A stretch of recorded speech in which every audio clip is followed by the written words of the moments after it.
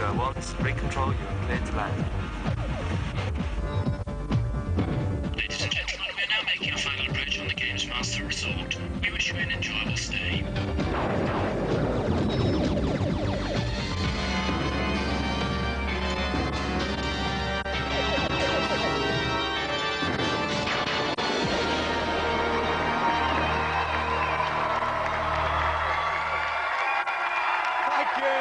Oh, you're too kind.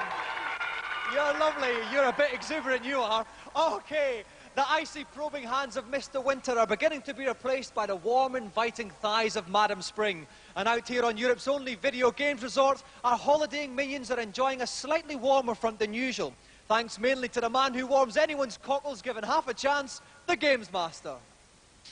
Hello. You must forgive me if I appear a little peevish this evening. My hemorrhoids are playing up something rotten on these dank steel structures. Oh, well, enough grumbling. We commence the evening proceedings with a noble challenge on Axe Raiser. As a chivalrous knight, you will need to battle your way through the first level of the game and defeat the centre in under 1.5 minutes. Unsheath your sword. And whiling away the seconds on this hack and slash is Jamie Spencer from Finchley.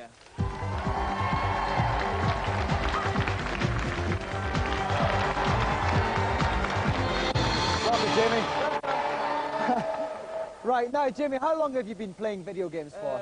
For some time now. Some time Yeah. now. Okay, we don't have to get specific. It's only time, Jamie, is it? Yeah. Inconsequential. Yeah. Okay, what do you like at platform games? Quite good. Quite good. Completed two. What ones have you completed? Robocod and Golden Axe. All right, now, is it true at the tender age of 13 you did social anthropology at Oxford University? No. Must be the next guy. Okay, if you'd like to have a little sit down there, Jamie, we'll get ready to play. And tonight's man with all the answers is Keith Pullen from the Nintendo Hotline. Welcome, Keith. Hello, thanks. Okay, now, I've got a feeling Jamie's in with a shout here. Can you give him any tips to help him on his way? Obviously here at speed, he's just got to try and avoid everything he can and go for it. Right, really rather speed. than taking the time to actually slash them. Just go for it. Okay, then. Jamie, are you ready? Yeah. Then off you go. Okay, here goes Jamie. Okay, he's got to try and avoid those. That's right, he doesn't want to waste time hacking and slashing them, but he's got to keep a careful watch on his energy in the top left corner of the screen. Okay, he's going okay now. He's got to try and avoid that firefly. Got to Oh, hit he's jump taking over the too many brambles. hits. Okay, and jump up these steps here. Now, he should come across an energy ball in a minute if he hits that energy ball. If he hits the face there, a lock will come out the right Hit it 3 side. times, out comes Jamie's log, and off he goes. Okay, he's going quite well now. He's got 5 blue energy If bars he hits left, that energy ball, they get all his energy back. and That's he's good. up to full energy again. When all the Okay, bars avoid come the red, he's werebear. dead. Here he Down goes the on the death death slide. slide. Okay, another werebear there. Here. We have had, he's got 52 seconds left. No, he's got to watch his energy. Got to try and save Now, as what's much this tree as gonna he do here, can for the Keith? central. Now, if he stays on the hands, okay, they will take him across the brambles. He'll be safe there. Okay, he's got 41 seconds left. He's doing it right for time, Keith. He's is almost he? there. He's doing very good for time, I think. He's Okay, almost he's there now. got 6 energy bars left. We can see beside enemy the number of energy bars the centaur has. It's quite considerable. Okay, What sort of tactics should he be using here? The thing here is he's got to watch out for the lightning. Now, when his spear flashes at the top, that means that he's going to fire lightning. He's got to watch out for that, and also watch out for the spear. He's only got 18 seconds left. It's going to be very now close. He's doing well. But he's got to He's got to attack. He's only got 13 seconds left. He's got about 10 more bars left of this He's got to be central. quicker. He's got to be quicker here. Oh no, he's going to watch. He's backing into him. No, The he's got centre's to backing hit him at the He's front. only got 5 seconds left. 4. He's got to hit him. He's got to 3, go in. 2, He has to go in now, 1. quick. Time out. Time out. With only a few bars left on the centre, Jamie's time has run out and his challenge is over. Round of applause for Jamie.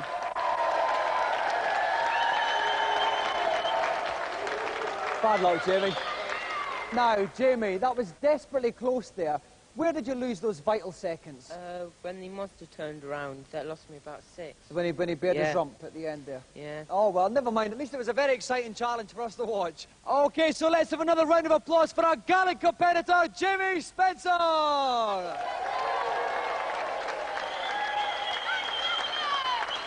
While Auntie Marisha mops up the tears of another crestfallen campaigner, we'll take a look at this week's reviews.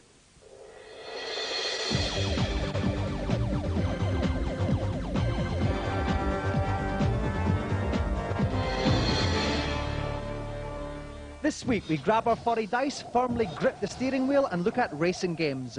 First up, take to the water in Eliminator Boat Duel. 25 courses, 2 playing styles and the chance to add all manner of enhancements to your craft. The graphics are a little bland in some places and the sound's a bit blippy-bloppy, kind of supermarket stuff. For an NES game, it's great fun. You can almost imagine you're James Bond indulging in a high-speed boat chase. It is a good game, definitely, but its long-term appeal is possibly doubtful.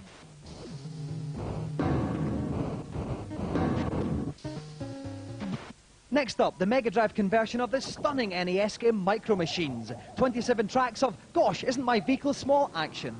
Like a lot of Mega Drive games, it is a bit easy, and in one player I wouldn't expect it to last more than a couple of days. If you've got a mate with you most of the time, then it's a worthwhile purchase. I'm convinced it's a major contribution to the amount of fun you can have with your Mega Drive.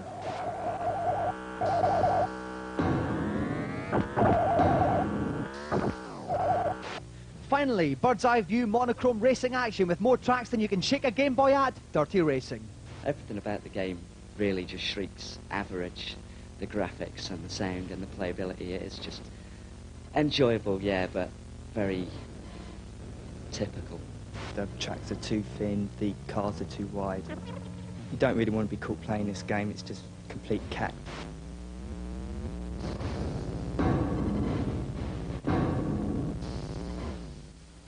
At last, it's time to announce the winners of our designer game competition using Amos on the Amiga. Any idea we had of awarding just one prize went straight out the window as we were bombarded with entries from all over the world. Europress Software kindly gave us a mountain of extra prizes to dish out. 10 special runners-up awards of Easy Amos went to the best game design on paper. In reverse order, Angus Poland played on the Scottish Connection with Highland Wildcat. In 9th place, Alex Burdett and Gavin Bond had a very witty bout of nautical nuances. At 8, Nick Harmer, Alan Darling, Matt Gathercall got it for the rather noir Cyber Team. At number 7, John Cooksicki and Matthew Honeybell had a platform run to be in Farm Island. Earning 6th place with some daunting draftsmanship was Kira MacDonald and Suicide Sucks. At 5, one of our younger entrants, Matt Roberts, with a finely detailed What's Up Doc. In 4, we get surreal with Sheriff Handbag from Richard Leach. And at 3, the youngest runner-up, 12-year-old David Slade with Bionic Baby. Second best design on paper went to Peter Balshaw for the atmospheric Dungeon of Prisoners. But for sheer volume of tree-destroying paper, Lee and Paul Deval impressed us the most with the nature-ish platform game Woody. Now on to the actual games. 2 special commendations were awarded to, first of all, 20-year-old Fraser Ashworth for Super Blue Kid, a very impressive Robocod-style parallax scrolling extravaganza.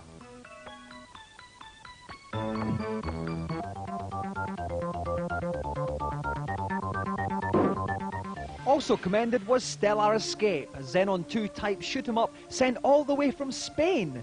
Produced by Jose and Alberto Ruiz, Juan Anilo and Francisco Just. The designers of both these games received copies of Amos Professional, the ultimate programming package. But the overall winner was Charlie Chimp, programmed by 22-year-olds Brian Bell and Ashley Cunningham in a transformed garden shed in Belfast. This won for sheer playability. The game will be on the cover of next month's Amiga format. As well as that, the winner gets £500 worth of Amiga hardware. Well done, everybody.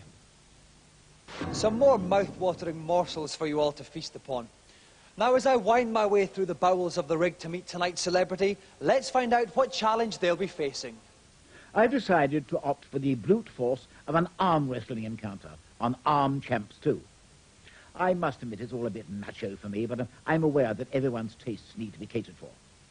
Each contestant will have one attempt to record the highest possible strength reading against the computer.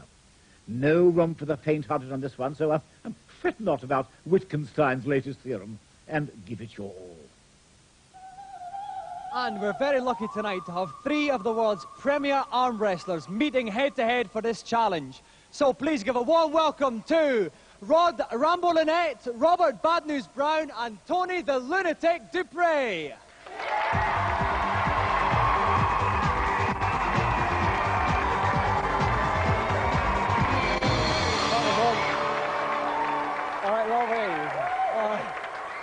Welcome, Tony. Okay, now I'd like to turn to you first of all, Rod. You're the world champion at left and right hands. You must be the favourite tonight.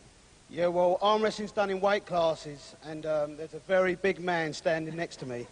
And be quite honest, he's good, but I'm better. Okay, all right, let's turn on to Robert Bad News Brown. Will you be bad news for the other two tonight? Oh, definitely, yeah. You'll be... I think I'll win this tonight. All right. Now let's go on to Tony. I think you're our smallest equal challenger. Is size important in this thing? No, not really size, but strength and technique is, and I'm here to prove that a smaller guy can technically beat bigger guys like these. Okay, well, just to give you at home an indication of how strong these guys will be, I'm going to pick a volunteer from the audience, get them down there, and see how well they do, okay? So I'll pick one completely at random. You, in the long blonde hair, white T-shirt, would you like to come down? Let's have a round of applause for our volunteer.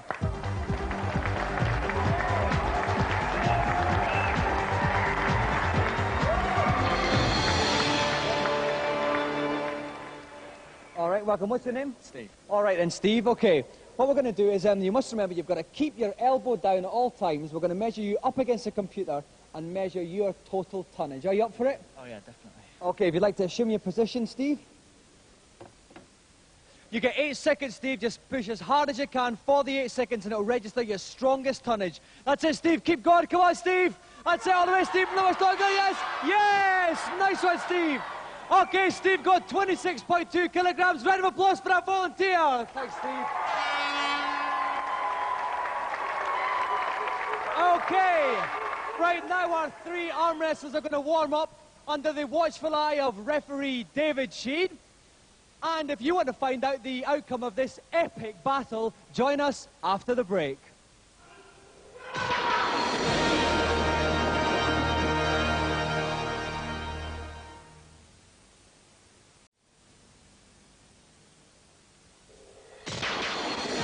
Welcome back to Gamesmaster, where we're at the start of the unofficial World Arm Wrestling Championships on the arcade game Arm Champs 2. We have got Rod Rambo-Lynette, Robert Bad News Brown, and Phil the Lunatic Duray here challenging for the title. With me in the commentary box is CVG's Tim Boone. Welcome, Tim. Hi, Dominic. Now, Tim, there's not much we can tell these blokes about arm wrestling, but have you got any tips from the arcade game point of view? Sure. First thing to remember is that this machine has no respect whatsoever for size. Doesn't care how big you are.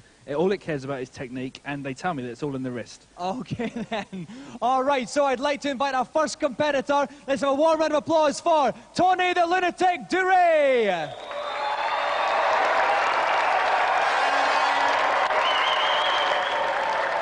Okay, so here goes Tony mentioning our president. The crowd are going wild. Tony's got a lot of fans here. Here's the robot, Tim. He's going to push as hard as he can for 8 seconds. Absolutely, yeah. The computer's going to measure the amount of pressure that he can put on that arm. Okay, oh my word, he's got too strong to measure. Oh dear. Round of applause for Tony Duray. Okay, now please welcome Robert Bad News Brown.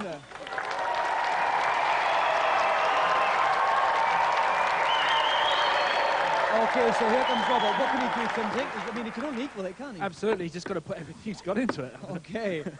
So here comes Robert. Will it be bad news for Tony? And he's pushing really hard. It's good up. He's on 30. Oh, no!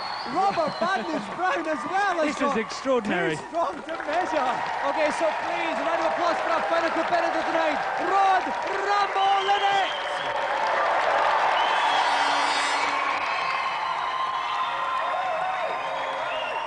This machine is doomed. We've got the robot there. He looks pretty mean, Tim. But what does that mean? I think he's actually going to just self-destruct the machine. Okay, he's pushed it down. Rod is going to... Oh, he's got it as It's well. over the top again. Rod Rambo-Lynette, too strong to measure. A 3-way infinity tie. Quite Round incredible. of applause for Rod Rambo-Lynette.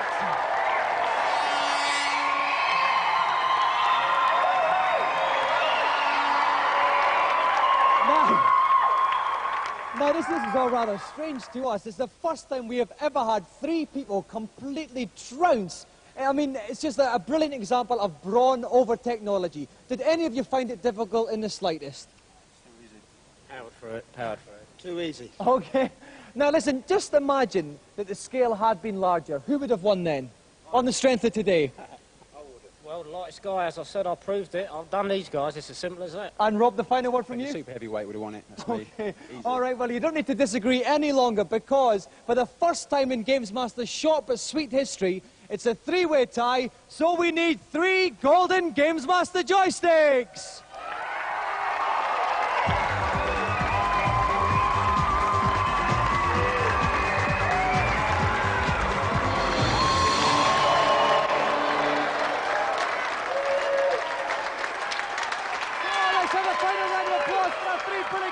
us, Rod Ramble-Lynette, Rob Bad News Brown, and Tony the Lunatic Duray. Thank you, boys.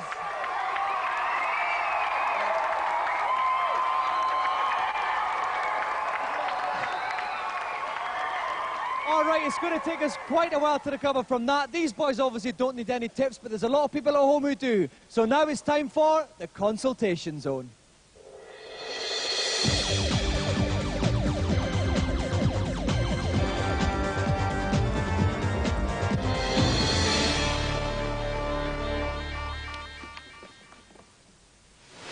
Hello, Gamesmaster. Welcome up to the helipad. What is it that's troubling you? I can't get into the wizard's house on Goblin's Toe. How do I do it? First of all, you need to fill up the bottle with water from the fountain.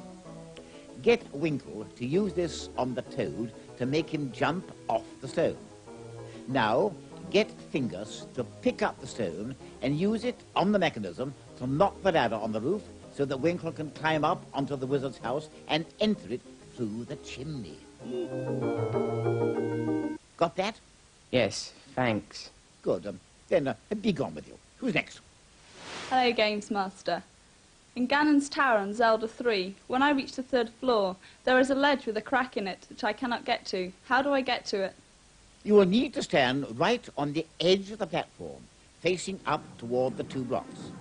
Then dash into them using your Pegasus shoes. You shall now bounce across the gap. Thanks a lot. And who's last for the evening? Hello, Gamesmaster. What's your question? On the Adams Family on the Super Nintendo, I just can't get anywhere at all. Can you help me? Oh dear, what a pitiful plea. Oh, well, follow this advice. Play the game through once and then die, as you've been doing rather a lot by the sound of it. Then, on the continue screen, walk off to the left to collect 4 extra lives. Use them wisely. Thank you. Well, I hope these titbits bring a few rays of happiness into your miserable lives. More goodies next week. Some more good old-fashioned solutions to modern-day problems. Now it's back to the slightly misshapen-headed one for tonight's final challenge. To round off the evening's proceedings, I've opted for an amusing little game called Fiendish Freddy's Big Top of Fun. As the bald but muscular Horace, the high diver, tonight's last contestant will need to successfully perform 4 increasingly difficult dives. To keep on course during the dive, Horace needs to carry out various aerial poses. Failure to perform these poses results in Horace being blown off course. I hope that, like me, you have a head for heights. For these aquatic pursuits, we are very lucky indeed to have with us Olympic gold 100 metres breaststroke medalist and the most popular swimmer Britain has ever produced, the one, the only, Duncan Goodyear.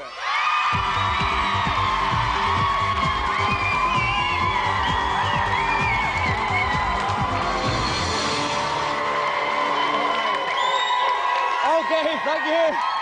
Now, Duncan, I must ask you, are you enjoying your stay on the resort? Oh, it's great.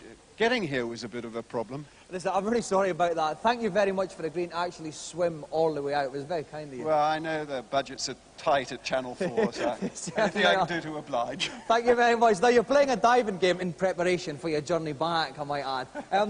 How do you fancy your chances at it? I don't think any diver, self-respecting diver, will talk to me for the rest of my life. Well, we've got no self-respect on this show anyway. If you'd like to sit yourself down, Duncan, and get ready to dive. Joining me at poolside is Renegade's favourite boy, Tom Watson. Welcome, Tom. Good evening, Dominic. Now, so Duncan's got some quite complicated stuff here. Any guidance for him? Well, the stunts he's got to perform are shown in the top left-hand corner of the screen. He's got to make sure he puts in those stunts on the way down, otherwise Fiendish Freddy will appear on a jetpack to try and blow him off course. Right. Duncan has 4 dives into increasingly smaller targets. If he misses the target, it's a Arrivederci Duncan. Duncan, are you ready? Yeah, I reckon so. Then off you go with your first dive. Okay, here we have Horace climbing up. He started his first dive here. Off he goes. Now Duncan's waggling the joystick, Dominic, Now to it says keep him on target. He's into pike. He's done the pike. That's fine. He's done that. Okay.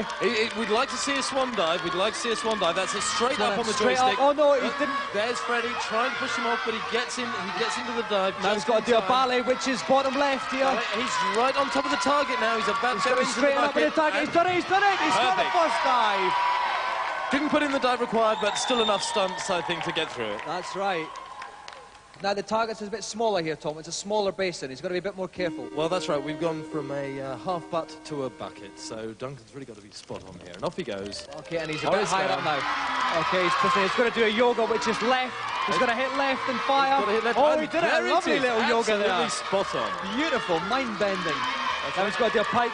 Well, he better get into the pike quickly. Upright, here comes Venus Freddy. Well, that's a king tuck, not a pike. It'll do, but he's well off target. He's got to get back on the target here. You can see here. in the bottom left-hand corner, he's coming back over the target. I think he's going to do it. Yes, he's done it. Into the second bucket. We can see his arm aloft in triumph there. You can see the target in the bottom left-hand corner of the screen. There's a little cross over it, which shows how much he's on course. If that cross wavers, he's got to get back on target. And here goes Horace. Okay, the first dive is a ballet, so he's which is bottom left. He's tumbling nicely. He's a bit off target. He wants to get back. Now, when it flashes, that's when he's got to do it. Oh, he hasn't done it. I think he's gone in a dive bomb instead there. Well, let's just see him get back on target. That's really what he's got to do now. You can see the cross. It's quite far off the left. Down. He's got to do another ballet, which is bottom left. He's done a ballet. Beautiful ballet. Now he's off target, though. And those bottom right here. Almost there. He's better get into it. Oh, he's going to go back to the left. He's going to miss it. He's going to go back to target. Absolutely. Oh, no, he missed it. Oh, missed it. Target splattered into the ground, which means, unfortunately, Duncan Goodhue's challenge is over. Round of applause for Duncan.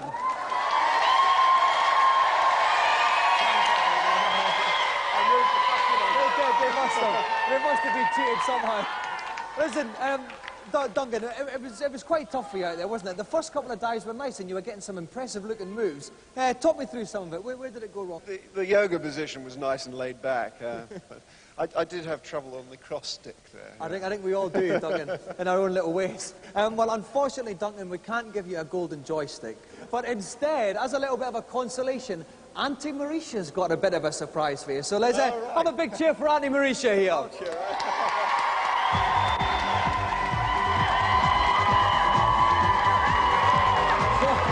There you go, Duncan. You can take whatever takes your fancy from that one. Take a nice big one anyway. All right, I don't blame you. All right, thanks, Auntie Marisha, and a special thanks to a special guest, Duncan Goodhue.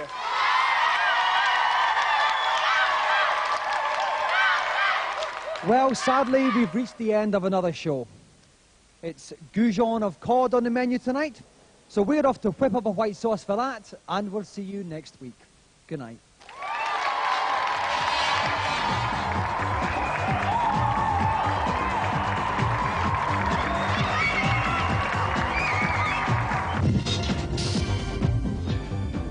The Gamesmaster Club is open to all our viewers. Members receive challenge stopwatches, badges, stickers and other paraphernalia.